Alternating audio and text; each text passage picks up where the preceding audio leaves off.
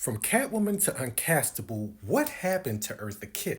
How does someone go from being on Broadway, having hit music, and performing an iconic role as Catwoman, being one of the first black people to ever portray this part, to not even being able to get a job afterwards, for the most part?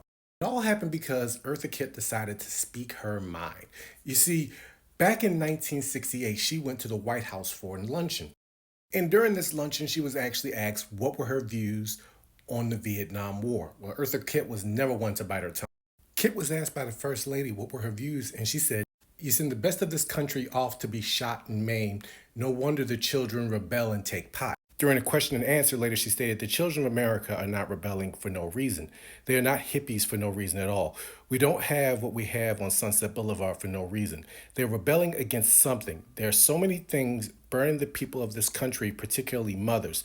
They feel they are going to raise sons, and I know what it's like. And you have children of your own, Mrs. Johnson. We raise children and send them to war." Well, this statement actually sent Lady Bird Johnson into tears. And from there, her career not derailed, but it was definitely hindered. To the point that the CIA had a dossier out on her and they started naming her name, calling her a nymphomaniac and everything else under the sun. Kid actually retired from acting for a while, actually moving to Europe and Asia for a while to tour, before waiting 10 years to return back to Broadway.